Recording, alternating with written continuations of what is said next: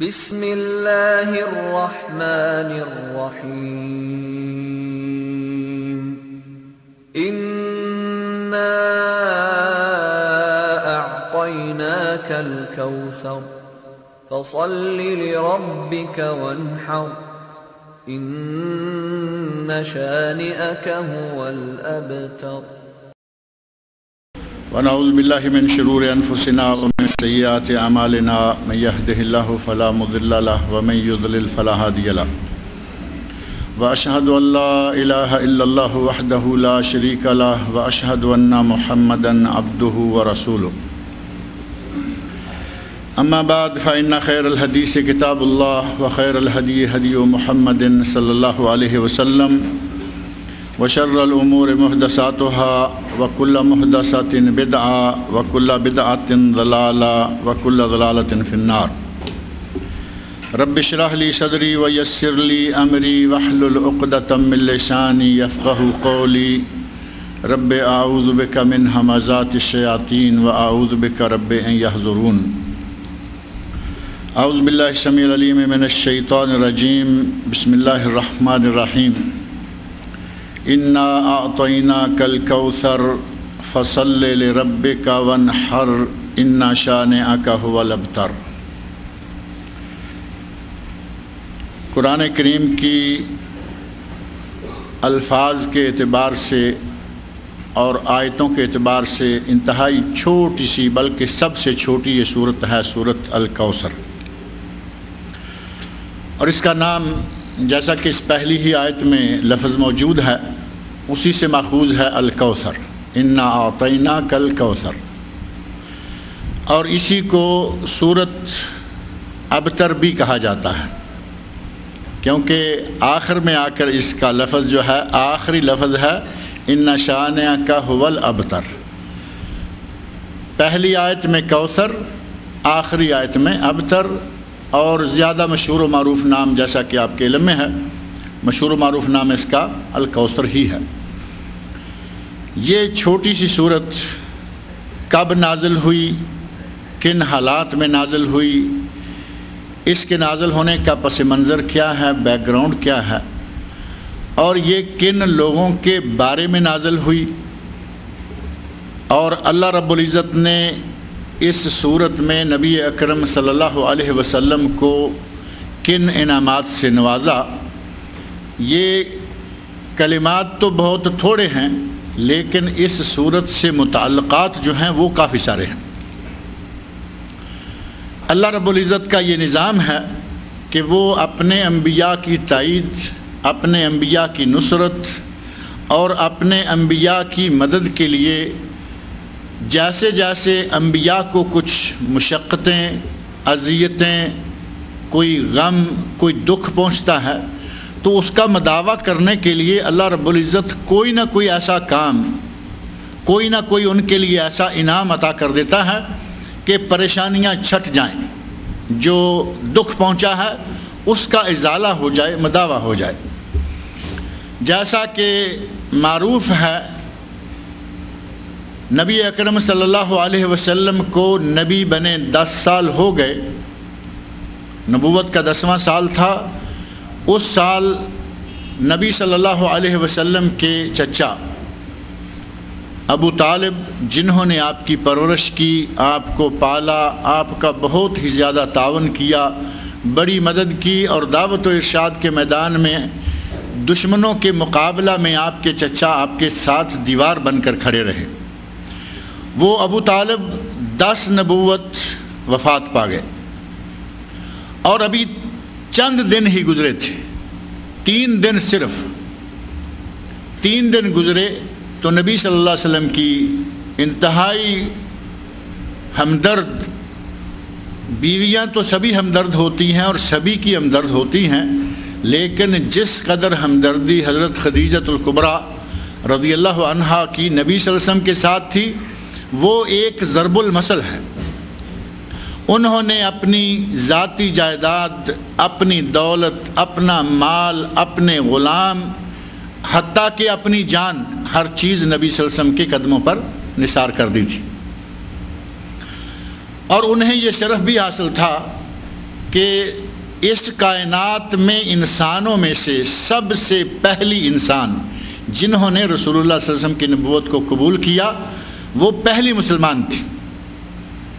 کہا جاتا ہے کہ عورتوں میں سے پہلی مسلمان حضرت خدیجۃ الکبریٰ رضی اللہ عنہا، مردوں میں سے پہلے مسلمان حضرت ابوبکر صدیق رضی اللہ عنہ، اور نوجوانوں میں سے یا بچوں میں سے کہہ لیں، بچوں میں سے پہلے مسلمان حضرت علی ابن ابی طالب رضی اللہ عنہ، یہ تین، اور غلاموں میں سے حضرت زید بن حارثہ رضی اللہ عنہ۔ لیکن ان سب میں سے بھی یہ جو چار الگ الگ نام ملتے ہیں چار کیٹیگری میں سے ایک ایک آدمی کا، ان سب میں سے بھی سب سے پہلی مسلمان حضرت خدیجۃ الکبریٰ رضی اللہ عنہا ہے۔ انتہائی لائق فائق، انتہائی ذہین اور انتہائی سمجھدار، اور نبی اکرم صلی اللہ علیہ وسلم کے لیے انتہائی غم گسار عورت۔ آپ جبل نور پر غار حرا میں جا کے بیٹھا کرتے تھے، عبادت کیا کرتے تھے۔ وہ اقرا بسم ربک الذی خلق جو آیات ہیں 5 پہلی وحی کی، ان کے نزول کا جو پورا ماحول ہے وہ آپ کے سامنے ہے کہ آپ کئی دن تک غار حرا میں جا کے بیٹھتے۔ اللہ کی عبادت اس وقت کیا تھی؟ اللہ کی مخلوقات میں نظر ڈالنا، سوچنا، فکر کرنا، اور اس کائنات کو دیکھنا اور اس کائنات کے مالک کو یاد کرنا۔ وہاں نہ کوئی نماز تھی، نہ کوئی روزہ تھا، نہ کوئی ایسی چیزیں تھیں۔ نبی اکرم صلی اللہ علیہ وسلم اسی ذکر و فکر میں مصروف رہا کرتے تھے کہ حضرت جبرائیل امین آئے اور آپ کو آ کر یہ پہلی 5 آیات اقرا بسم ربک الذی خلق پہلی وحی کے طور پر نبی اکرم صلی اللہ علیہ وسلم کو عطا فرما گئے۔ وہ پوری ڈیٹیل یہاں میرے مقصود نہیں ہے کہنا۔ یہ آیات آئیں اور حضرت جبرائیل امین نے کس انداز سے یہ آیات نبی صلی اللہ علیہ وسلم کو پہنچائیں؟ اقرا فرمایا پڑھیے، تو نبی صلی اللہ علیہ وسلم نے کہا ما انا بقاری، میں تو پڑھا ہوا نہیں ہوں۔ تکرار ہوئی، بالآخر حضرت جبرائیل امین نے نبی صلی اللہ علیہ وسلم کو اپنے سینے کے ساتھ لگا کر بھینچا، دبایا، اور پھر کہا اقرا بسم ربک الذی خلق۔ نبی اکرم صلی اللہ علیہ وسلم کی زبان مبارک سے قرآن کریم کے الفاظ جو ہیں وہ جاری ہو گئے۔ آپ نے جبرائیل کو اس سے پہلے کبھی دیکھا نہیں، یہ صورتحال بالکل نئی ہے، اس سے آپ پہلے کبھی دوچار نہیں ہوئے۔ آپ انتہائی گھبرائے، انتہائی پریشان ہوئے، اور وہاں سے اٹھ کر جو اپنا ساز و سامان کھانے پینے کا کچھ بچا تھا وہ بھی لیا اور واپس گھر آ گئے۔ اور گھر آتے ہی کہا زملونی زملونی، خدیجہ مجھے چادر دے دو، مجھے کوئی چادر اڑا دو، اور ساتھ ہی فرمایا کہ مجھے اپنی جان کا خوف ہو گیا ہے۔ آپ اتنا ڈر گئے جبرائیل امین کی اصل شکل و صورت دیکھ کر کہ اتنی بڑی جسامت جس نے آسمان کے تمام کناروں کو ڈھانپا ہوا تھا، یعنی افق تک حضرت جبرائیل کی جسامت کے پیچھے نظر نہیں آ رہے تھے، تو اس جسامت کو دیکھ کر اتنا آپ گھبرائے کہ آپ کو بخار آ گیا۔ حضرت خدیجہ رضی اللہ عنہا نے نبی اکرم صلی اللہ علیہ وسلم کو اس وقت جن کلمات میں آپ کی ہمت افزائی کی وہ ایک انتہائی لائق عورت ہی ہو سکتی ہے، نبوت ابھی آئی نہیں، رسالت، تعلیمات، آداب، میاں بیوی باہمی تعلقات کے لیے کیا اسلامی احکام ہیں وہ تو ابھی ہیں نہیں، لیکن اس عورت نے جب یہ پہلی وحی کا منظر سنا اور اپنے شوہر کو دیکھا کہ پریشان ہے، بخار آ چکا ہے، فوری طور پر چند کلمات کہے، انکا لتقری الضیف، اے اللہ کے رسول رسالت مان لی۔ آتے ہی سب سے پہلا کام یہ کیا کہ آپ اللہ کے رسول ہیں، میں نے قبول کیا۔ اب وہ کہتی ہیں انکا لتقری الضیف، آپ مہمان کی میزبانی کرتے ہیں، مہمان کی خدمت کرتے ہیں، وتحمل الکل، ناداروں کی مدد کرتے ہیں، وتکسب المعدوم، جس کے پاس پہننے کے لیے کپڑا نہیں ہوتا آپ اس کو کپڑا پہناتے ہیں، جو فقیر ہے، نادار ہے، اس کا تعاون کرتے ہیں، اور ساتھ ہی حضرت خدیجہ فرماتی ہیں کہ اللہ کے رسول جس شخص میں یہ عادتیں ہوں، جس میں یہ اخلاق عالیہ پائے جائیں، اسے اللہ کبھی ضائع نہیں کرتا۔ ابھی نبوت نہیں، ابھی علوم نہیں، ابھی کچھ بھی نہیں، لیکن اس حد تک اطمینان کے ساتھ، اتنے وثوق کے ساتھ اس عورت کے یہ کلمات کہنا اس کی انتہائی زیرکی کا ثبوت ہے کہ بہت ہی ذہین اور بڑی ہی سمجھدار خاتون تھی۔ اور جیسے ہی نبی اکرم صلی اللہ علیہ وسلم کو تھوڑا سا افاقہ ہوا تو آپ کو لے کر ورقہ بن نوفل کے پاس چلی گئیں، اور وہ پوری تفصیلات جو ہیں، اس خاتون نے نبی اکرم صلی اللہ علیہ وسلم کے لیے مال، جان، غلام، ہر چیز قربان کر دی۔ آپ اندازہ کریں کہ جس وقت یہ عورت فوت ہوئی ہوگی، نبی اکرم صلی اللہ علیہ وسلم کے دل پر کیا گزری ہوگی۔ آپ کی بعض بیویوں نے کبھی کبھی، حضرت عائشہ رضی اللہ عنہ فرماتی ہیں ما غرت علی امرأ ما غرت علی خدیجہ، مجھے کبھی اتنی غیرت کسی عورت پر نہیں آئی جتنی مجھے خدیجہ پر آتی تھی۔ مجھے کسی عورت کے ذکر پر غصہ نہیں آتا تھا جتنا مجھے خدیجہ کے ذکر۔ اگر جانور ذبح کیا تو کہا کہ یہ گوشت خدیجہ کی سہیلیوں کو دے کے آ جاؤ، اگر کوئی چیز اچھی گھر میں پکائی تو کہا کہ یہ خدیجہ کی سہیلیوں کو دے کے آ جاؤ، خدیجہ یہ کرتی تھی، خدیجہ وہ کرتی تھی۔ حضرت عائشہ فرماتی ہیں کہ مجھے کبھی کسی کے بارے میں اتنا غصہ نہیں آیا جتنا خدیجہ کے بارے میں آتا، اور کیوں نہ ہوتا، آپ کے ساتھ حضرت خدیجہ کا تعلق ہی کچھ ایسا تھا۔ اور بالآخر ایک مرتبہ آپ کو کچھ غصہ آ گیا ازواج مطہرات کی باتوں پر کہ آپ مجھے خدیجہ کے بارے میں ٹوکتی ہو۔ فرمایا کہ جس وقت لوگوں نے مجھے چھوڑ دیا انہوں نے میری ہمت افزائی کی، حوصلہ افزائی کی، لوگوں نے مجھ سے کفر کیا، انہوں نے مجھ پر ایمان لایا، لوگوں نے مجھ سے مال چھینا، انہوں نے اپنا مال میرے سامنے نشاور کیا، اور آخری کلمات فرمائے لی منہا ولد، مجھے کسی دوسری بیوی سے اللہ نے اولاد نصیب نہیں کی، میری ساری کی ساری اولاد خدیجہ سے۔ 10 نبوت، 10 سال نبی بنے ہوئے حضرت خدیجہ رضی اللہ عنہ فوت ہو گئی، اور 3 دن کے فرق سے، صرف 3 دن، ایک حضرت خدیجہ رضی اللہ عنہ اور دوسرے وہ چچا جو میں نے عرض کیا ہے کہ دشمنوں کے سامنے ایک سیسا پلائی ہوئی دیوار جسے کہا جا سکتا ہے، سیسا پلائی ہوئی دیوار جو شخص بنا ہوا وہ، اور جس نے زندگی کی ہر چیز نثار کیے رکھی، وہ دونوں 3 دنوں کے اندر فوت ہو گئے۔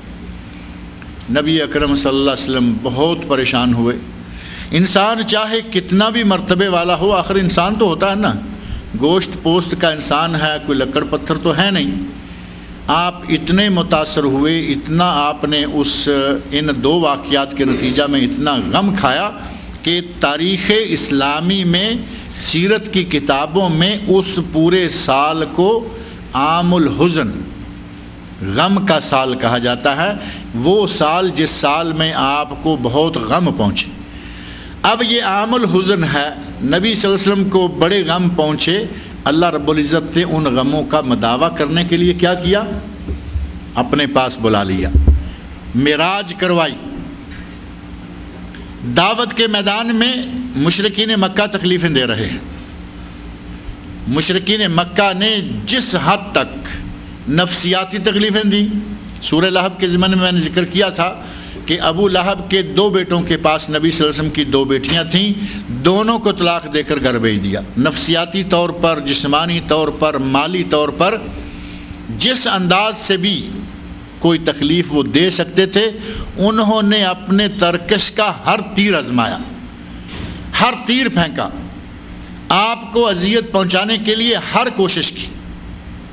دشمن تکلیفیں دے رہے ہیں، یہ 2 باتیں پیش آ گئیں اللہ کی طرف سے قضاء و قدر کے طور پر، بیوی فوت ہو گئیں، چچا فوت ہو گئے، اور غم کے اس موقع پر اللہ رب العزت نے نبی صلی اللہ علیہ وسلم کی ہمت افزائی، آپ کی ڈھارس بندانے کے لیے وہ سیر کروائی جو نہ پہلے کبھی کسی کو کروائی تھی، نہ قیامت تک کسی اور کے نصیب ہوگی۔ آسمانوں کی سیر کروائی، جنت دکھائی، دوزخ کے مناظر دکھائے، آسمانوں ساتوں آسمانوں کی سیر کروائی اور اپنے پاس بلا لیا۔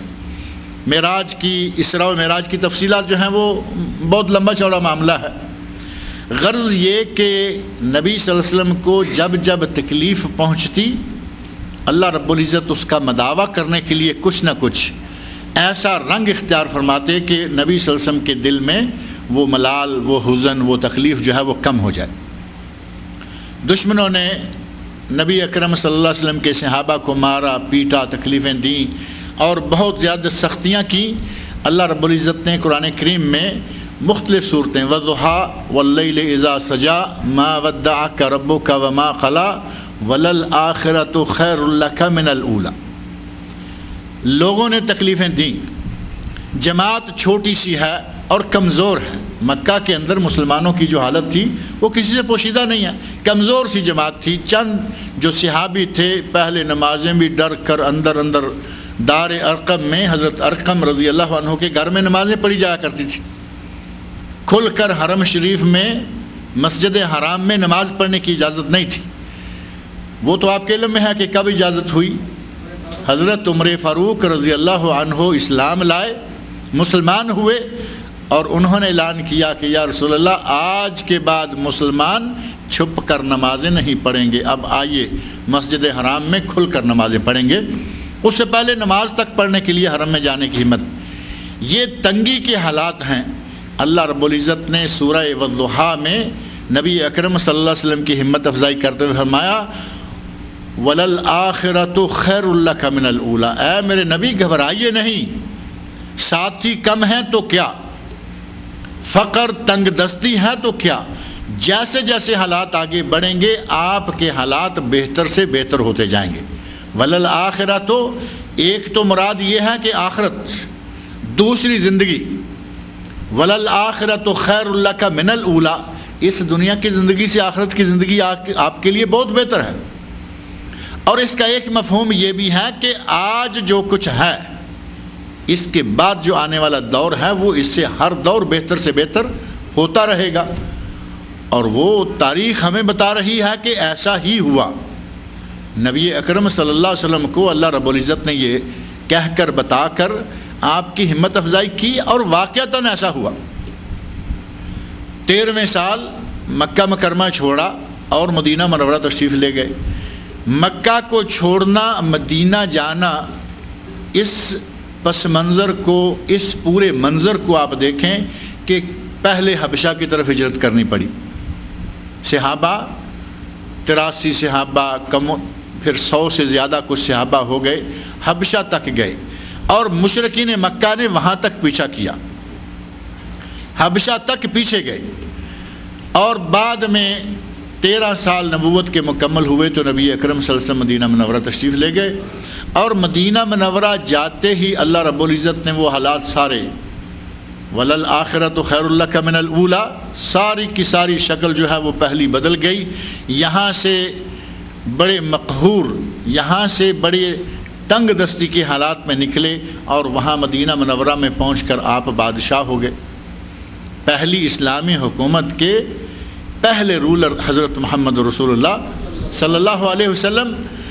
اللہ نے یہ آیت اور ان مع العسر یسرا فان مع العسر یسرا ان مع العسر یسرا، مختلف موقعوں پر جیسے جیسے تنگیاں، تکلیفیں، اذیتیں مشرکین مکہ کی طرف سے مختلف قسم کی کاروائیاں ہوتی، اللہ رب العزت کوئی نہ کوئی آیت، کوئی نہ کوئی بات ایسی نازل فرما دیتے کہ اے میرے نبی گھبرانے والی بات نہیں ہے، آج تنگیاں ہیں کل کو آسانیاں آ جائیں گی، آج مشقتیں ہیں کل کو آسائشیں ہوں گی، آج دشمن مار رہے ہیں، پیٹ رہے ہیں، اذیتیں پہنچا رہے ہیں، کل یہی دشمن آپ کے زیر آ جائیں گے، زیر نگیں ہو جائیں گے۔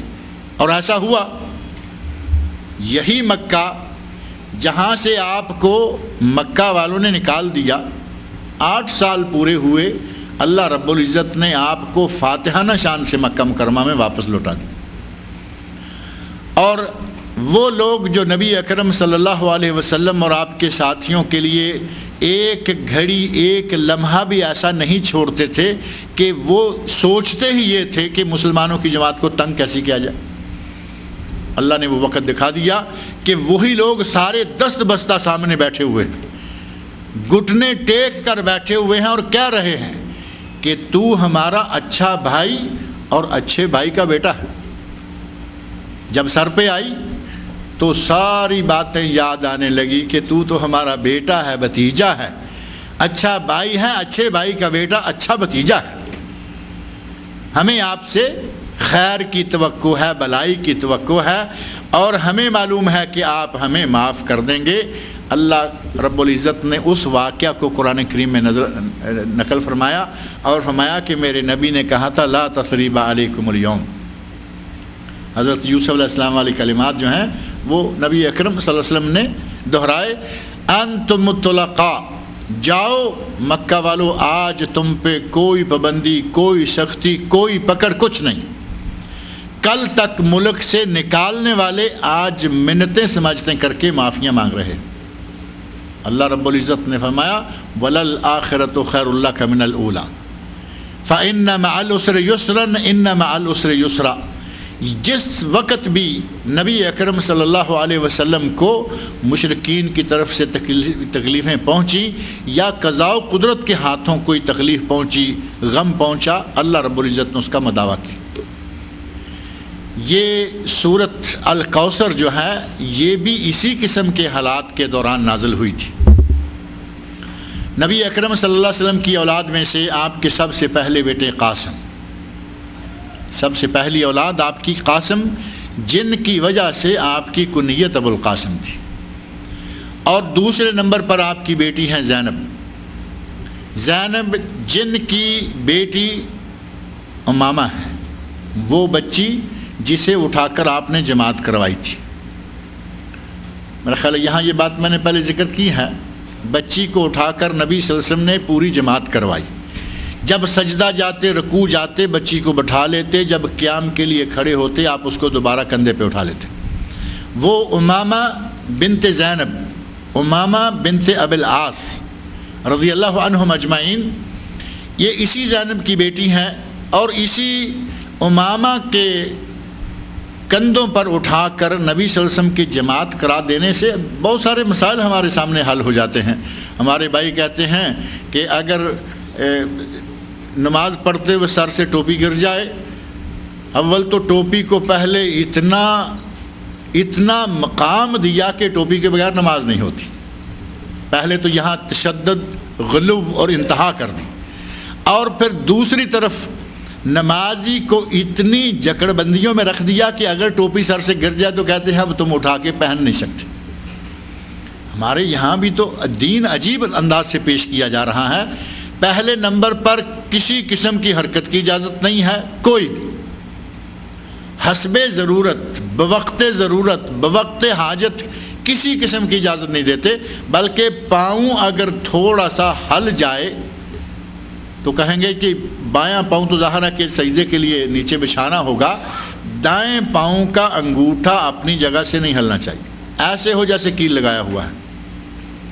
جب کہ نبی اکرم صلی اللہ علیہ وسلم نے بچی کو اٹھا کے جماعت کرائی۔ امام شوکانی رحمۃ اللہ علیہ سے پوچھا گیا،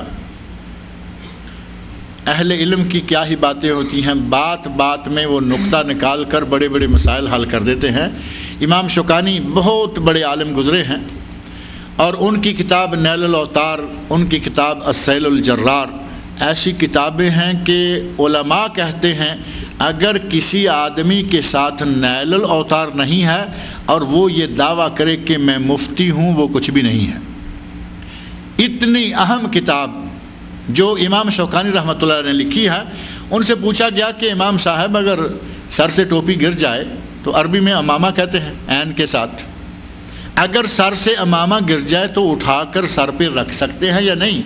تو انہوں نے کہا کہ اللہ کے رسول نے امامہ کو کندھے پہ اٹھا کے جماعت کروا دی، اور تم امامہ اٹھا کر اپنے سر پر نہیں رکھ سکتے ہو۔ یہ بچی کا نام جو ہے وہ الف کے ساتھ ہے، الف امامہ، اور ٹوپی جو ہے وہ ہے عین کے ساتھ امامہ۔ فرمایا کہ رسول اللہ صلی اللہ علیہ وسلم نے امامہ کو اٹھا کر جماعت کروا دی، اٹھا رہے ہیں، کندھے پہ رکھ رہے ہیں، تم ٹوپی اٹھا کر ایک مرتبہ اپنے سر پہ نہیں رکھ سکتے۔ حضرت زینب اس امامہ کی والدہ ہیں، نبی اکرم صلی اللہ علیہ وسلم کی بیٹیوں میں سے پہلی اور بڑی بیٹی ہیں۔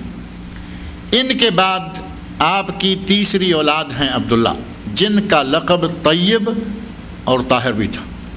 نبی اکرم صلی اللہ علیہ وسلم کی اولاد کے سلسلہ میں دو نظریے ہیں، ایک ہے خاص طور پر بیٹیوں کے بارے میں، ایک جماعت، اس کو جماعت کہنا تو میرا خیال صحیح نہیں ہوگا، کچھ لوگ ہیں جو کہتے ہیں کہ نبی صلی اللہ علیہ وسلم کی صرف ایک ہی بیٹی تھی، حضرت فاطمہ الزہرا رضی اللہ عنہا۔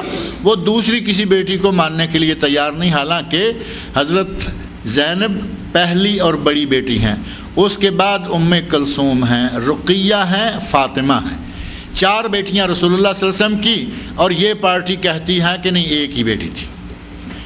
انہوں نے 3 بیٹیاں کم کر دی، یہ ہے شیعہ، اور اہل سنت نے نبی صلی اللہ علیہ وسلم کے بیٹوں میں 2 بیٹوں کا اضافہ کر دیا، انہوں نے کم کی، انہوں نے زیادہ کر دی۔ یہی عبداللہ جن کا ذکر میں کر رہا ہوں، ان عبداللہ کا لقب طیب اور طاہر تھا، اور قاسم، عبداللہ اور تیسرے بیٹے ابراہیم، جو حضرت ماریہ قبطیہ رضی اللہ عنہا کے بطن طاہر سے ہیں۔ نبی صلی اللہ علیہ وسلم کے 3 بیٹے ہیں، اسلامی مورخین، اہل سنت مورخین میں سے بعض نے کہا 5 بیٹے، کیونکہ انہوں نے طیب اور طاہر یہ 2 نام نبی صلی اللہ علیہ وسلم کے بیٹوں کو شمار کیا، جبکہ صحیح تاریخی روایات اور سیرت نگاروں میں سے محققین علماء جو ہیں انہوں نے لکھا ہے کہ نبی صلی اللہ علیہ وسلم کے 3 بیٹے تھے، قاسم، عبداللہ اور ابراہیم۔ یہ عبداللہ فوت ہو گئے، ابھی ابراہیم نہیں ہے رضی اللہ تعالی عنہم اجمعین، وہ ابھی نہیں ہے۔ یہ عبداللہ فوت ہوئے تو دوسرے لوگوں سے قطع نظر، آپ کے ایک پڑوسی تھے جن کا میں نے پچھلے درس میں بھی ذکر کیا تھا، نبی صلی اللہ علیہ وسلم کے پڑوسی بھی تھے اور آپ کے بڑے قریبی رشتہ دار بھی تھے۔ کون تھے وہ؟ آپ کے چچا ابو لہب، دیوار سے دیوار ملی ہوئی ہے، اور رشتے میں خون میں چچا ہیں اور پڑوسی کا رشتہ بھی ہے۔ جیسے ہی عبداللہ کی وفات ہوئی تو ابو لہب نے، چچا نے کہا، گھر سے پتہ چلا کہ ہمارے بھتیجے کا بیٹا فوت ہو گیا ہے، کوئی چاہے کتنا بھی سنگ دل کیوں نہ ہو، اپنا خون کہتے ہیں جوش مارتا ہے، اس انسان کا خون بھی ٹھنڈا ہو چکا تھا۔ یہ تو میں نے پچھلی نشستوں میں ذکر کیا ہے کہ سارے خاندان کے لوگ شیب ابی طالب میں بند تھے نبی صلی اللہ علیہ وسلم کے ساتھ، صرف خاندانی رشتہ سے، اسلام بھی نہیں لائے۔ یہ شخص باہر تھا، اس کا خون بالکل ٹھنڈا بلکہ سفید پڑ چکا تھا۔ بھتیجے کے بیٹے کی وفات کی خبر سنی، اچھلتا ہوا، چھلانگے مارتا ہوا باہر گیا، مشرکین مکہ کی مجلس میں جا کے کہتا ہے خلاص اب یہ بالکل دم کٹا ہے، اب اس کی جڑ ختم ہو گئی، اب اس کا دنیا میں نام و نشان لینے والا کوئی نہیں رہا۔ باترا کہتا ہے کہ آج باترا محمد اللیلہ، آج کی رات محمد ہمارا بھتیجا صلی اللہ علیہ وسلم، وہ آج کی رات بالکل دم گٹا ہو گیا، لا ولد ہو گیا، جسے ہمارے کہتے ہیں لا ولد، اس کی نسل کٹ گئی ہے۔ اب یہ بات اگر کسی اور کی طرف سے آتی ہے تو اور بات ہے، چچا یہ کہہ رہا ہے، اور یہ بات صرف چچا نے نہیں کہی بلکہ مشرکین مکہ میں سے العاص بن وائل السہمی، ایک صحابی ہیں حضرت عبداللہ بن عمر بن عاص، بڑے مشہور صحابی ہیں، بلکہ جب مختلف صحابہ میں سے عبداللہ نام لیے جاتے ہیں، عبادلہ اربعہ، 4 عبداللہ جو بڑے مشہور ہیں، عبداللہ بن عباس، عبداللہ بن عمر، عبداللہ بن عمر بن عاص اور عبداللہ بن زبیر، 4 عبداللہ جو معروف ہیں ان میں سے ہی ایک یہ بھی ہیں۔ عبداللہ بن عمر بن عاص، یہ دادا جو ہے یہ حضرت عبداللہ کے دادا ہیں، ان کا نام ہے العاص بن وائل السہمی۔ یہ بھی آخر تک اسلام نہیں لائے، مسلمان نہیں ہوئے، بلکہ نبی اکرم صلی اللہ علیہ وسلم کے بارے میں بد زبانیاں کرنے میں یہ بھی پیش رہے، چچا پیش رہا، یہ پیش رہے۔ اس عاص بن وائل سہمی نے بھی یہ بات کہی کہ یہ دم کٹا ہے، بلکہ اگر کوئی مجلس ہوتی نبی اکرم صلی اللہ علیہ وسلم کا ذکر مبارک کسی نہ کسی رنگ میں آ جاتا تو کہتا کہ اس کی بات چھوڑو، وہ تو دم کٹا انسان ہے، اس کی نسل ختم ہو گئی ہے، وہ لا ولد ہے، وہ لا ولد ہے۔ اور اسی طرح ایک مجلس ایسی ہوئی کہ مدینہ منورہ سے کعب بن اشرف یہودی، جو یہودیوں کا سردار تھا، مکہ میں آیا، اور وہ چونکہ یہودیوں کا سردار تھا اور مشرکین مکہ یہودیوں کو بڑا مقام دیتے تھے کہ یہودی پڑھے لکھے لوگ ہوتے ہیں، بڑے سمجھدار ہوتے ہیں، یہ ہوتا ہے وہ ہوتا ہے۔ جیسے کہ آج بھی بعض نیشنلٹیز کو آپ دیکھیں گے، یہاں ایک معروف چیز ہے، کہیں گے جی سوڈانی عموماً پڑھے لکھے ہوتے ہیں۔ میرا خیال آپ کے ذہن میں یہ بات ہے یا نہیں؟ دفتروں میں اگر کہیں آپ کو اچھی جگہوں پہ پڑھے لکھے سوڈانی نظر آئیں گے تو ان کی کثرت ہے، کافی سارے لوگ ہیں۔ اسی طرح کوئی نیشنلٹی، کوئی قوم یا کچھ ملک ہیں جن کے بارے میں ہوتا ہے کہ پڑھے لکھے ہیں۔ یہودیوں کے بارے میں مشرکین مکہ کا یہ نظریہ تھا کہ یہ پڑھے لکھے لوگوں کی قوم ہے، اور پڑھے لکھے لوگوں کا سردار جب آ جائے تو اس کے بارے میں تو ظاہر ہے کہ اس کو تو گارڈ آف آنر دیا گیا، مکہ میں بڑی عزت والا مقام۔ مجلس میں بیٹھے ہوئے ہیں، اور جس وقت کعب بن اشرف کی صدارت میں یہ مجلس ہو رہی ہے، ایک آدمی نے مشرکین مکہ میں سے کہا کہ دیکھو یہ لڑکا، نبی اکرم صلی اللہ علیہ وسلم کو بڑی تحقیر کے انداز سے کہتا ہے کہ یہ لڑکا جو لا ولد ہے، جس کی نسل کٹ چکی ہے، سقایت الحجاج ہمارے پاس، یعنی حاجیوں کو پانی پلانا، رفادہ، سقایا اور سدانہ، جو مختلف خدمتیں تھیں حاجیوں کی، وہ ہمارے پاس ہیں۔ نبوت کا دعویٰ یہ کر کے بیٹھا ہوا ہے۔ تو کعب بن اشرف نے بھی یہ بات کہی، کہا کہ اس لاولد کو چھوڑو، یعنی تحقیر آمیز انداز سے کہا اس لاولد کو چھوڑو۔ اب تر کا لفظ جس نے استعمال کیا، وائل، آس بن وائل سہمی، ابو لہب، کعب بن اشرف، اور اسی طرح بعض دیگر نام بھی ملتے ہیں۔ عقبہ بن ابی معیط ایک نام ہے جو نبی اکرم صلی اللہ علیہ وسلم کو اذیتیں پہنچانے والوں میں سے ایک تھا۔ ان لوگوں نے مختلف اوقات میں مختلف مجلسوں میں جب کہا کہ اس کو چھوڑو، وہ تو لا ولد ہے، اس کی نسل کٹ گئی، اس کا نام و نشان لینے والا نام لینے والا کوئی نہیں رہے گا، نام و نشان مٹ جائے گا۔ یہ باتیں جس ماحول میں، جن ایام میں ہو رہی ہیں، آسمان سے اللہ رب العزت نے یہ صورت نازل فرما دی۔ کہا کہ میرے نبی اپنے دل پر کوئی بات نہیں لگائیے کہ وہاں سے آواز آ رہی ہے، مدینے کا بدبخت آیا، اس نے بھی آ کے یہی بات کہی، میرے اپنے چچا نے یہ بات کہی، میرے شہر کے لوگ یہ بات کہہ رہے ہیں، پتہ نہیں یہ کیا ہے۔ فرمایا دل پہ نہیں لگائیں، یہ باتیں دل پر نہ لگائیں، ہم آپ کو وہ چیزیں دینے والے ہیں جن کی وجہ سے آپ کا نام ہی روشن رہے گا، اور یہ کہنے والے جو ہیں یہ دم کٹے ثابت ہوں۔ اس وقت اللہ رب العزت نے یہ صورت نازل فرمائی، اور اس صورت میں اللہ نے ارشاد فرمایا انا اعطیناک الکوثر، اے میرے نبی ہم نے آپ کو کوثر عطا کی۔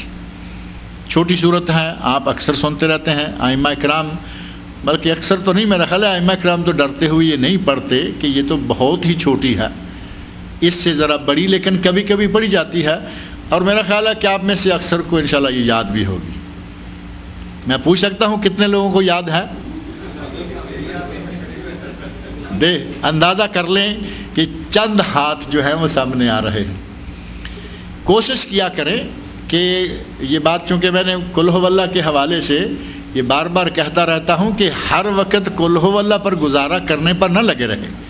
قل ھو اللہ کے آگے بھی قرآن ہے، قل ھو اللہ کے پیچھے بھی قرآن ہے، قل ھو اللہ کے علاوہ بھی بڑی صورتیں نہ صحیح، حافظ قرآن نہ صحیح، کبھی انا اعطیناک الکوثر یاد کر لی، کبھی انا انزلنا قرآن کی جو قدر ہے سورۃ القدر یاد کر لی، اذا جاء نصر اللہ یاد کر لی، لإلاف قریش، تھوڑی تھوڑی کر کے صورتیں یاد کرتے رہیں۔ سورت چھوٹی سی ہے، ہم سنتے رہتے ہیں، پڑھتے رہتے ہیں، تھوڑے سے کلمات میں اللہ رب العزت نے نبی اکرم صلی اللہ علیہ وسلم کی وہ ڈھارس بندھائی، فرمایا انا اعطیناک الکوثر، اے میرے نبی ہم نے آپ کو کوثر عطا کی۔ اب کوثر کیا ہے؟ اس کوثر کی تفسیر کو تھوڑا سا توجہ کے ساتھ ذہن میں رکھ لیا جائے تو معلوم ہوتا ہے کہ واقعی نبی اکرم صلی اللہ علیہ وسلم دشمنوں کے ہاتھوں پریشان تھے، اللہ نے یہ انعام دے کر آپ کو واقعی خوش کر دیا۔ اللہ نے ایسا انعام دیا، وہ چیز دی کہ آپ خوش ہو گئے۔ کوثر دو چیزیں ہیں، ایک ہے حوض کوثر، ایک ہے نہر کوثر۔ حوض کوثر وہ ہے جو محشر کے میدان میں قائم ہوگا، اور وہ کتنا بڑا ہے اس کے بارے میں ہے ایلا۔ یہ آج کل اسرائیل کی ایک بندرگاہ ہے ایلات لکھتے ہیں، اس ایلا سے لے کر ایک روایت کے مطابق یمن کے دارالخلافہ صنعا تک، دوسری روایت میں ہے کہ ایلا سے لے کر عدن تک، یہ بھی یمن میں ہے، اور تیسری روایت میں ہے کہ ایلا سے لے کر جوفہ تک، جو میقات ہے جہاں جہاں سے احرام باندھا جاتا ہے ان میں ایک جوفہ بھی ہے۔ اور جوفہ اصل جگہ جو ہے وہ آج کل ویران ہو چکی ہے، اس کے ساتھ ان دنوں میں غالباً رابغ ہے، رابغ سے احرام باندھے جاتے ہیں۔ کہاں اسرائیل ہے وہاں سے لے کر رابغ لے لیں یا تھوڑا آگے عدن اور صنعا تک لے جائیں، نبی اکرم صلی اللہ علیہ وسلم کی حدیث میں ہے کہ میرا حوض کوثر جو ہے وہ اتنا لمبا چوڑا ہے، اسرائیل سے لے کر یمن تک جتنا ایریا بنتا ہے یہ سارے کا سارا حوض کوثر ہوگا۔ اور اس حوض کوثر پر اتنے کوزے ہوں گے، صحیح مسلم، ابو داود، نسائی اور مسند امام احمد کی حدیث، اتنے کوزے، اتنے پیالے، اتنے گلاس پانی پینے والوں کے لیے ہوں گے جتنے آسمان کے ستارے ہیں۔ کوئی گنتی کر سکتا ہے؟ جتنے آسمان کے ستارے ہیں اتنے چاروں طرف کوزے رکھے ہوئے ہوں گے۔ کوزے کا لفظ میرا خیال ہے ذرا پرانا لگتا ہے، آپ گلاس کہہ لیں، پیالہ کہہ لیں، کپ کہہ لیں، جس سے پانی پیا جا سکتا ہے۔ آسمان کے ستاروں کے برابر وہاں کوزے ہوں گے۔ اور جو آدمی اس حوض سے ایک کوزہ، ایک پیالہ، ایک گلاس، ایک گھونٹ پی لے گا، جس کو گھونٹ نصیب ہوا سمجھیں کہ وہ پیالے میں ہی پیے گا، پیالہ اس کو مل گیا، اب یہ تو نہیں ہوگا نا کہ گھونٹ پی کے رکھ دے۔ اگر کسی کو اس حوض کوثر سے ایک مرتبہ ایک پیالہ پانی کا پینے کے لیے مل گیا تو روز محشر جو کتنے سالوں کا ہے؟ 50,000 سالوں کا ایک دن ہے۔ 50,000 سالوں تک اس آدمی کو پیاس نہیں لگے گی، ہر طرف سے پیاس پیاس پیاس، پانی پانی کی طلب ہوگی، اور محشر کے میدان میں سوائے اس حوض کوثر کے کوئی حوض نہیں ہوگا۔ نبی اکرم صلی اللہ علیہ وسلم فرماتے ہیں انا فرطکم علی الحوض، اے میری امت کے لوگوں، میں اس حوض پر تم سب سے پہلے جا کر بیٹھ جاؤں گا، اپنی امت کے لوگوں کو وہاں سے میں پانی پلاؤں گا۔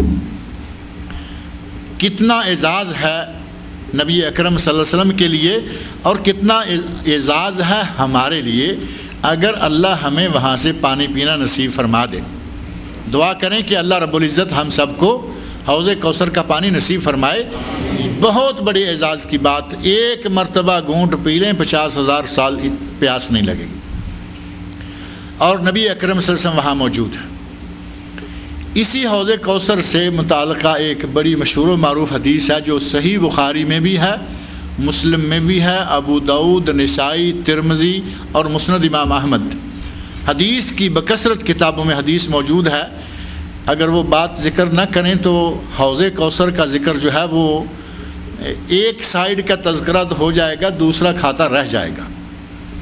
نبی اکرم صلی اللہ علیہ وسلم ارشاد فرماتے ہیں کہ میں حوض کوثر پہ بیٹھا ہوا ہوں گا، ایک جماعت آئے گی، ایک حدیث میں ہے کہ ایک آدمی آئے گا، اور دوسری روایت میں ہے کہ ایک جماعت، ایک گروہ، ناس، کچھ لوگ آئیں گے۔ میں دیکھ رہا ہوں کہ چہرے چمکدار ہیں، یہاں تک بازو بھی چمکدار ہیں، پنڈلیوں تک پاؤں بھی چمکدار ہیں، جو مومنوں کی نشانیاں ہیں وہ ہیں۔ جس وقت یہ جماعت میرے حوض کے قریب پہنچے گی تو حوض کے اور ان لوگوں کے درمیان دیوار کھڑی کر دی جائے گی۔ میں پوچھوں گا یا اللہ یہ میری امت کے لوگ آ رہے تھے، میری امت کے لوگ تھے اور یہ حوض کوثر سے پانی پینے کے لیے آ رہے تھے، ان کو کیوں روکا گیا ہے؟ اس وقت نبی اکرم صلی اللہ علیہ وسلم کو جو جواب ملے گا وہ جواب ہمارے کانوں کی کھڑکیاں بلکہ دل و دماغ کی کھڑکیاں کھولنے کے لیے بہت کافی ہے، لیکن ہماری حالت بڑی پتلی ہے۔ یہ حدیث کوئی آج نہیں ذکر ہو رہی، یہ حدیث زمانہ سے علماء کرام ذکر کرتے ہی چلے آ رہے ہیں، لیکن اتنی پتلی حالت ہے ہمارے لوگوں کی عملی طور پر کہ اس کو اس کان سے سنتے ہیں، اس سے نکال دیتے ہیں، عمل نہیں کرتے، اس پر غور نہیں کرتے کہ نبی صلی اللہ علیہ وسلم نے اس حدیث میں جو ہمیں بتایا ہے وہ بات کیا ہے، اس کا ہمارے لیے اس میں سبق کیا ہے، ہمیں کیا کرنا چاہیے۔ اس جماعت کے راستے میں دیوار کھڑی کر دی گئی، وہ جماعت کن لوگوں کی ہے؟ نبی اکرم صلی اللہ علیہ وسلم کو فرمایا گیا انک لا تدری، بخاری و مسلم، انک لا تدری ماذا احدث بعدک، اے میرے نبی آپ نہیں جانتے کہ ان لوگوں نے آپ کے دین میں کیا کیا نئی چیزیں داخل کر دی تھی۔ بات سمجھ رہے ہیں؟ یہ شکل میں آپ کی امت کے لوگ ہیں، کلمہ یہ آپ کی امت کا پڑھتے رہے، یہ کچھ کام بھی آپ کی امت کے کرتے رہے ہیں، لیکن ان کو حوض کوثر سے پانی نصیب نہیں ہوگا کیونکہ انہوں نے آپ کے دین میں بدعات کو ایجاد کیا تھا۔ احدث، انہوں نے آپ کے دین میں آپ کی اللہ اور آپ کی کتاب آپ کی باتوں میں اپنی طرف سے اضافہ کیا تھا، بدعات کو داخل کیا تھا۔ اب اندازہ کریں کہ جس فعل کے نتیجہ میں ہمیں حوض کوثر سے پانی نصیب نہ ہو، اس کام کے کرنے کا کوئی فائدہ ہوگا؟ آج ہمارا معاشرہ پاکستان انڈیا کا خاص طور پر جو ماحول ہے اس میں بدعات اتنے زور سے چھائی ہوئی ہے کہ سنتوں کے چہرے دھندلاتے جا رہے ہیں، سنتیں دبی جاتی ہیں، اور کچھ جگہیں میڈیا اس کے کچھ خاص چینل لوگوں کو بدعات میں اتنا بھنسائے چلے جا رہے ہیں کہ لوگ دین کے نام پر بٹن دباتے ہیں اور سامنے چینل آ جاتا ہے جس پر سوائے بدعات کے اگر یہ کہیں کہ 100 میں سے شاید 10% مواد صحیح نشر کرتے ہوں، ورنہ 90% بدعات کی ترویج کرنے کے لیے اس وقت بعض چینل موجود ہیں، اور ان بعض میں سے میرا خیال ہے آپ کو تعارف کروانا ضروری ہے کیونکہ بعض لوگ اس کو دینی چینل بلکہ قرآن ٹی وی، قرآن کیوں سے شروع ہوتا ہے نا، کیوں ٹی وی کو قرآن ٹی وی سمجھ کر قرآنی تعلیمات سمجھ کر سنتے ہیں، جبکہ یہ دنیا میں مسلمانوں کے عقائد کو بگاڑنے، اسلام میں بدعات کی جڑیں بونے کا سب سے بڑا فریضہ اس وقت وہ ادا کر رہا ہے۔ ان لوگوں نے جو کچھ ہمیں سکھانا شروع کر رکھا ہے اس کا نتیجہ دیکھیں معاشر کے میدان میں کیا نکلنے والا ہے۔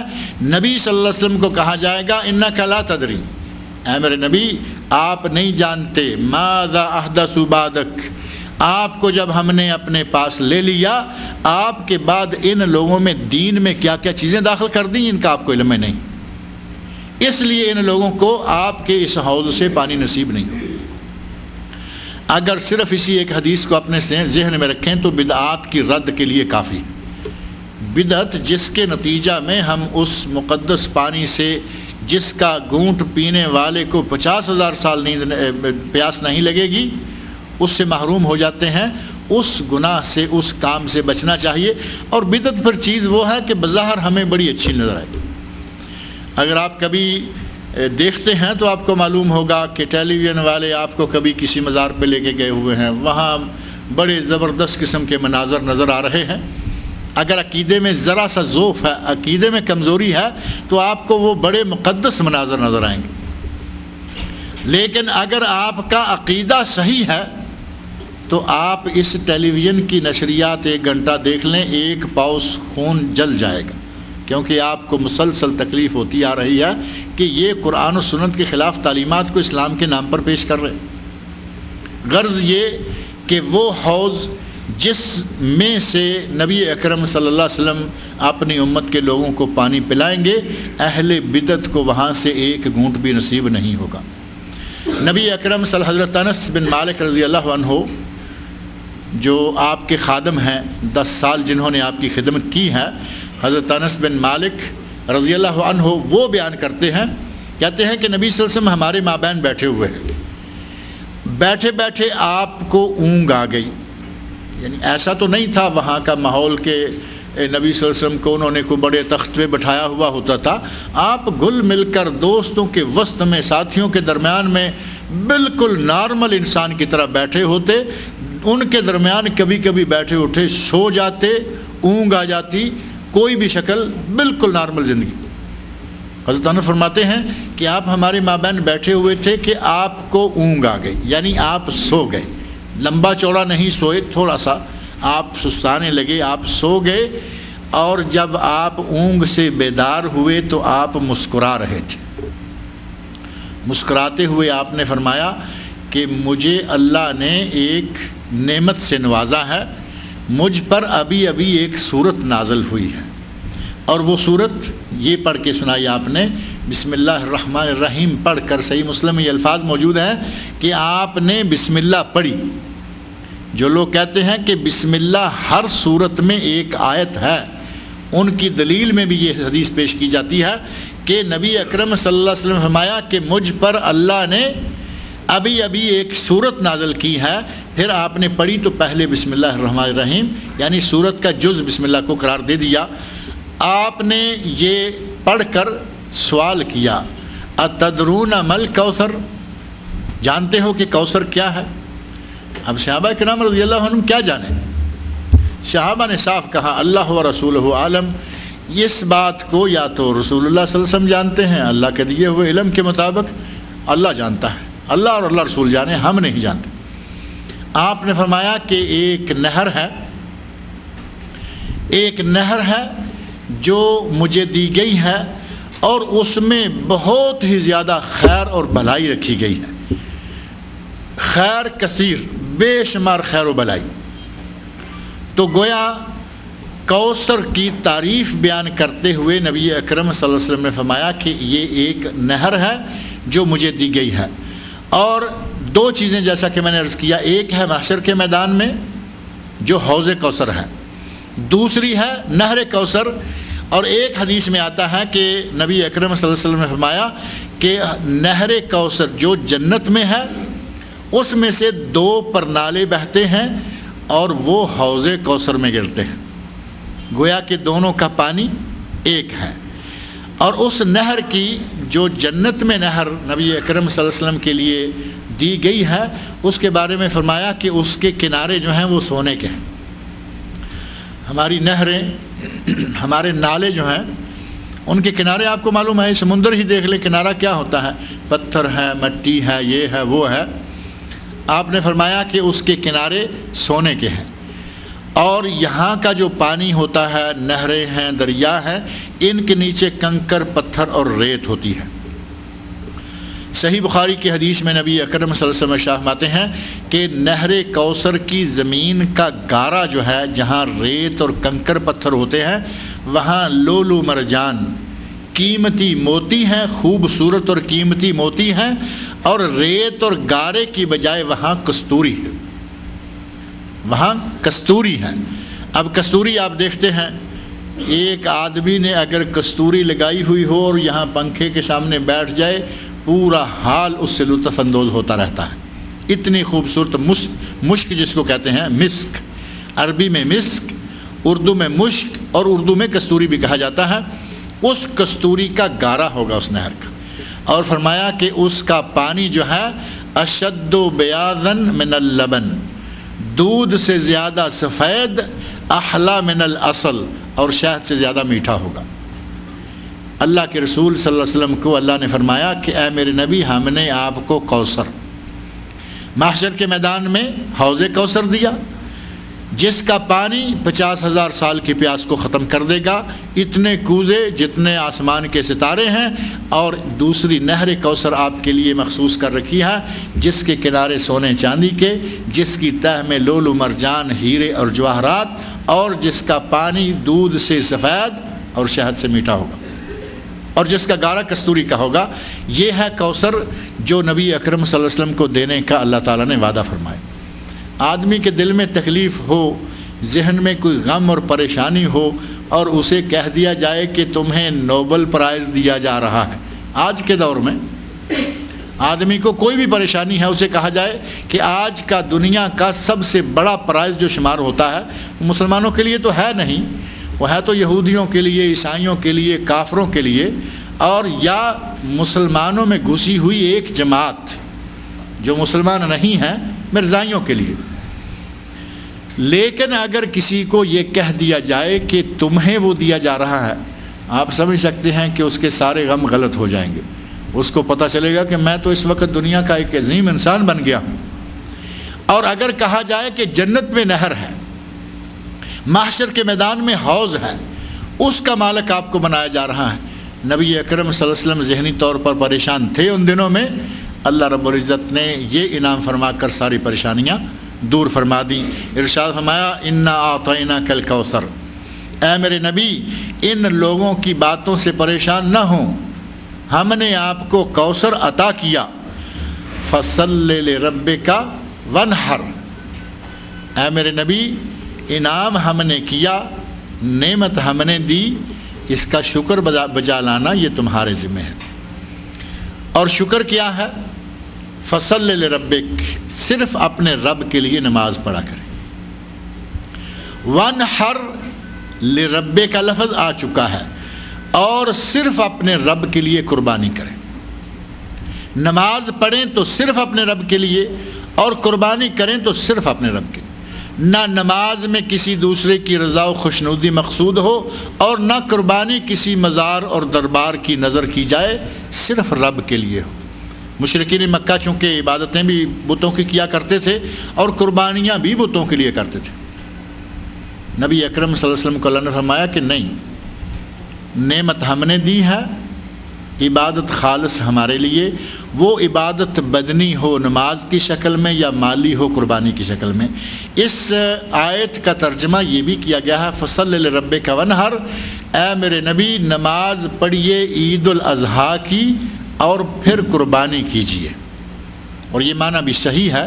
علماء نے لکھا کہ پہلے نماز ہوگی پھر قربانی ہوگی, کیونکہ یہاں فصلی لربک آیا, پہلے نماز پڑھیے پھر قربانی.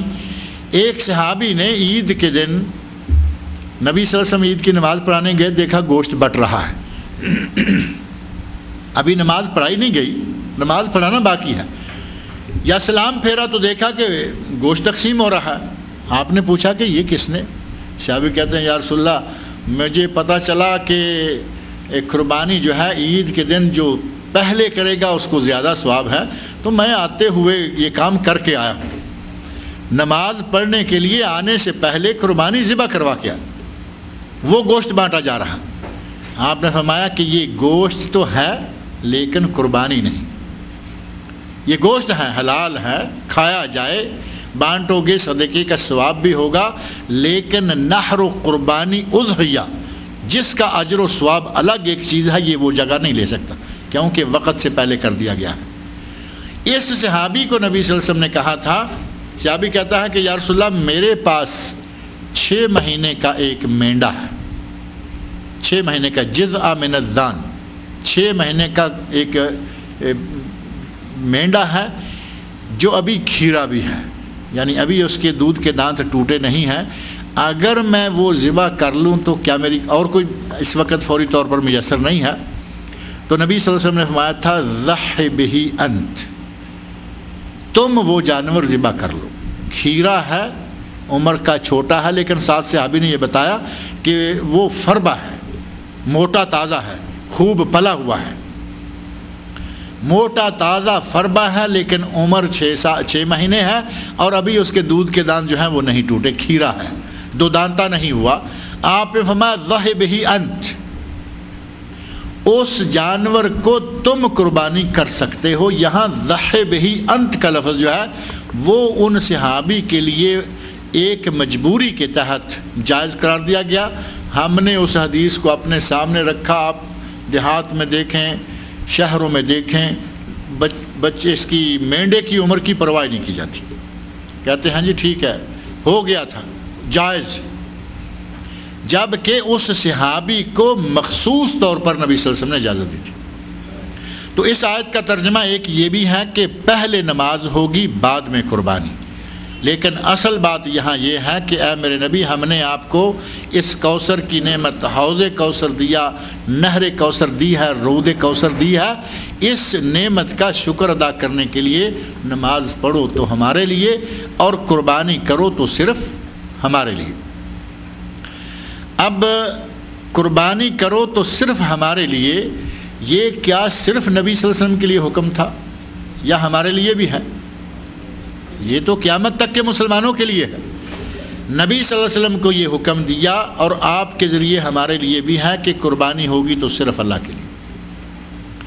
کسی دربار پر، کسی مزار پر، کسی پیر کے لیے، کسی پیشوا کے لیے کسی کے نام نہ جانور چھوڑا جائے گا نہ جانور ذبح کیا جائے گا، بلکہ اگر غیر اللہ کے نام کر کے جانور بسم اللہ اللہ اکبر پڑھ کر بھی ذبح کیا جائے تو اس کا گوشت حرام۔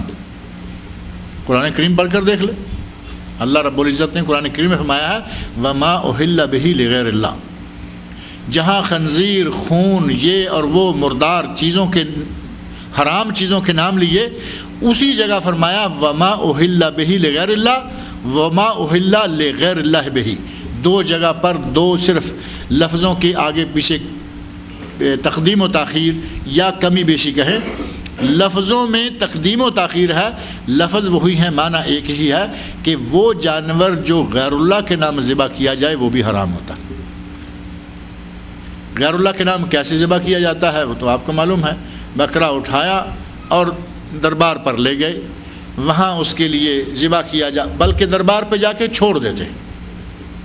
ہمارے پاک و ہند میں وہاں جا کے ذبح تو نہیں کرتے، بلکہ کسی دربار کے لیے مرغا خاص ہوتا ہے، وہاں جا کے مرغا چھوڑ دیا۔ انہوں نے مرغوں کے لیے باقاعدہ پولٹری فارم رکھا ہوا ہے، وہ مرغا پکڑتے ہیں اس میں ڈالتے، آگے باقاعدہ ایک نفری کام کر رہی ہوتی ہے۔ جیسے ہی دیکھا کہ مرید مرغا لے کے آیا ہے، بغل سے مرغا نکالا فارم میں ڈال دیا۔ وہاں باقاعدہ انتظام ہے، آنڈے بک رہے ہیں، مرغے بک رہے ہیں، گوشت بک رہا ہے، حضرت صاحب کے لیے نظر آ رہی ہیں، کہیں بھیڑیں بکریاں، کہیں گائیاں، کہیں کچھ جانور جو چھوڑے جاتے ہیں، یہ سارے کے سارے جانور ان کو خرید کر، یہ جانور سستے ملتے ہیں کیونکہ چوری کا مال تو ویسے ہی بکتا ہے نا، چوری کا مال تو آدھے پونے ریٹوں میں بکتا ہے، یہ وہی حال ہوتا ہے، ان کو ایسے ہی آ رہے ہیں وہ ویسے ہی آگے بیچتے جاتے ہیں۔ حضرت صاحب کے مزار پر 150 مرغیاں ہو گئی، انہوں نے کہا کہ کوئی آدمی لے جائے، تو باہر اگر مرغی جو ہے وہ 10 ریال کی ہے تو وہ آپ کو 4-6 ریال میں دے دیں گے، انہیں معلوم ہے کہ اور آ رہی ہیں۔ اس قسم کی چیز اگر کوئی خرید کر بھی ذبح کرے گا، اس نے پیسے دیے ہیں، اگر مزار پر چڑھائی گئی مرغی، مزار پر چڑھایا گیا بکرا خرید کر بھی ذبح کرے گا تو اس کا گوشت بھی حرام ہوگا، ناجائز ہوگا۔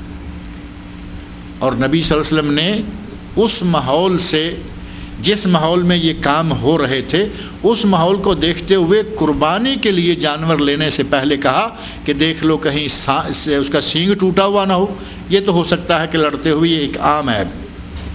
کچھ باتیں آپ نے کہا قربانی کا جانور خریدنے سے پہلے اچھی طرح دیکھ لو، اس کی آنکھیں چیک کرو، کانا نہ ہو، اندھا نہ ہو، کانا نہ ہو، سینگ دیکھ لو ٹوٹا ہوا نہ ہو، کان دیکھ لو، کان کی 4 نشانیاں بتائیں کہ چاروں نشانیوں میں سے کوئی نشانی اس میں نہیں ہونی چاہیے، کیونکہ اس وقت لا شرقہ ولا خرقہ ولا مقابلہ ولا مدابرہ۔ شرقہ، یہ کان دیکھ لیں، یہ کان لٹک رہا ہے، یہ ہے شرقہ، نیچے سے اگر ایسے چیرا ہوا ہے تو یہ شرقہ ہے، اور اگر اس میں گول سوراخ کیا ہوا ہے، گول رنگ کا، گول ڈیزائن کا سوراخ ہے تو یہ ہے خرقہ۔ اور اگر یہ کان کو اب اس طرف کر لیں، اگر یہاں سے آگے سے کاٹا ہوا ہے تو مقابلہ، پیچھے سے کاٹا ہوا ہے تو مدابرہ۔ نبی صلی اللہ علیہ وسلم نے 4 الفاظ ارشاد فرمائے صرف کان کی پہچان، کیونکہ اس وقت جو مزار و دربار تھے ان پر یہ نشانیاں لگائی جاتی تھیں۔ مثال کے طور پر ایک دربار ایک بت، ایک جو کچھ بھی اس وقت تھا اس کے لیے سوراخ کرتے تھے. سوراخ کیا، جانور چھوڑ دیا، یہ بکری جو ہے یہ فلاں سرکار کے نام کی ہے. دوسرے نے یہ نیچے والی نشانی لگائی، نیچے سے تھوڑا سا کاٹ دیا، یہ فلاں دربار کا ہے. کسی نے آگے سے کاٹا، کسی نے پیچھے سے کاٹا. نبی صلی اللہ علیہ وسلم فرمایا کہ اگر کسی جانور کے کان ان 4 طریقوں سے کاٹے ہوئے ہوں اس کو قربانی میں ذبح کرنا بھی جائز نہیں. آپ اندازہ کریں کہ کتنی سختی کے ساتھ آپ نے منع کیا. اللہ رب العزت نے اپنے نبی کو جن سے کوئی خدشہ بھی نہیں تھا کہ غیر اللہ کے نام کچھ کریں گے، جب نبی صلی اللہ علیہ وسلم کے بارے میں یہ فرما دیا کہ اے میرے نبی نماز پڑھو تو صرف اللہ کے لیے اور قربانی کرو تو صرف اللہ کے لیے، اور دوسری جگہ فرمایا قل، اے میرے نبی کہہ دیجئے قل ان صلاتی و نسکی و محیای و مماتی للہ رب العالمین. اے میرے نبی یہ کہہ دیں، عملاً کر کے بھی دکھائیں اور اپنی زبان سے اقرار بھی کریں، ان صلاتی و نسکی و محیای و مماتی للہ رب العالمین. اے اللہ میری نماز، میری قربانیاں یعنی بدنی عبادتیں، مالی عبادتیں، ان صلاتی و نسکی و محیای میری زندگی و مماتی اور میری موت، مرنا جینا اور ہر قسم کی عبادتیں للہ رب العالمین، صرف اللہ کے لیے ہیں. اے میرے نبی یہ زبان سے کہیں اور یہ عملاً کر کے دکھائیں. اللہ رب العزت نے فرمایا فصل لربک وانحر، اے میرے نبی نماز پڑھیے اپنے رب کے لیے اور قربانی کیجئے تو اپنے رب کے لیے. آگے والی آیت کا ترجمہ اور تھوڑی سی تفسیر ذکر کی تو بات تھوڑی لمبی ہو جائے گی، میرا خیال اس کو اگلے ہفتے پہ ڈال لیتے ہیں. اللہ رب العزت نے توفیق دی تو اس سورہ کوثر سے متعلقہ کچھ باتیں اور اس آیت کی تفسیر، کیونکہ اس میں لفظ ابتر جو ہے ذرا خاص ہے، اس کو ذرا اچھی طرح سمجھنے کی ضرورت ہے، جس کے بارے میں کچھ باتیں آ گئی ہیں. تو بہرحال بقیہ حصہ جو ہے انشاءاللہ اگلے ہفتے آپ کے سامنے رکھیں گے. اللہ رب العزت سے دعا ہے کہ وہ مجھے اور آپ سب لوگوں کو قرآن کریم پڑھنے، سمجھنے اور